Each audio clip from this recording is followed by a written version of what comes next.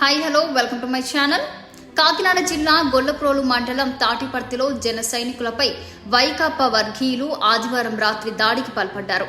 సినీ hero Sai Dharam Tej convoy ముందుకు వెళ్తున్న తరుణంలో గుర్తు తెలియని వ్యక్తి రాయ్ విసరడంతో తాటిపర్తి గ్రామానికి చెందిన జన సైనికుడు నల్లల్లా శ్రీధర్ గాయపడ్డాడు. ఈ ఘటనతో తాటిపర్తిలో ఉద్రిక్తత పరిస్థితులు నెలకొన్నాయి. వివరాలకు వెళ్తే పవన్ కళ్యాణ్ కు మద్దతుగా సాయిధరం తేజ్ ప్రచారం నిర్వహించేందుకు తాటిపర్తికి వస్తున్నారని తెలిసి భారీగా జన సైనికులు స్థానిక గజ్జలమ్మ కూడలికి చేరుకొని పవన్ కళ్యాణ్ కు మద్దతుగా నినాదాలు చేశారు. అక్కడికి సమీపంలో ఉన్న శిబిరంలో నుంచి వైకాపా వర్గీయులు జగన్ కు మద్దతుగా నినాదాలు చేశారు. దీంతో ఉద్రిక్తత పరిస్థితి ఏర్పడింది.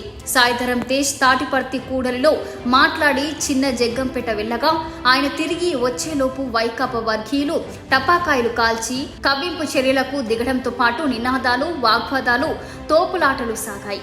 సాయిధరం తేజ్ తిరిగి వెళ్తుండగా కాన్వాయ్కి గుర్తు తెలియని వ్యక్తి రాయి విసరడంతో నల్లల శ్రీధర్ అనే జన సైనికుడికి తలకు తీవ్ర గాయమైంది.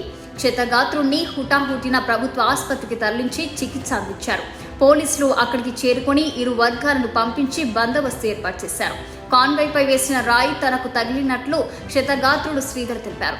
సాయిధరం తేజ్ పర్యటనకు అనూహ్య స్పందన రావడంతో తట్టుకోలేక వైకాపా వర్గీయులు దాడికి దిగినట్లు జనసేన శ్రేణులు ఆరోపిస్తున్నారు. దాడికి పాల్పడిన తీరును జనసేన ఎంపీ అభ్యర్థి తంగెల్లా ఉదయ్ శ్రీనివాస్ కు స్థానికులు వివరించారు. పిఠాపురం మాజీ ఎమ్మెల్యే వర్మ ప్రభుత్వ ఆసుపత్రిలో చికిత్స పొందుతున్న క్షతగాత్రుణ్ణి పరామర్శించారు. ఓటమి భయంతోనే వంగగీత ఈ దాడులకు పాల్పడుతున్నారని ఆరోపించారు.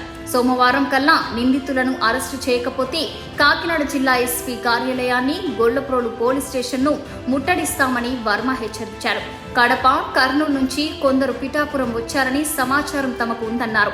పవన్ కళ్యాణ్ ని ఓడించడమే లక్ష్యంగా ఈ దాడులకు దిగుతున్నారని ఆరోపించారు. ఇలాంటి మరిన్ని లేటెస్ట్ అప్డేట్స్ కోసం మన ఛానల్ ని సబ్స్క్రైబ్ చేసుకోండి, లైక్ చేయండి, షేర్ చేయండి, పక్కన ఉన్న బెల్ ఐకాన్ క్లిక్ చేయడం మాత్రం మర్చిపోకండి.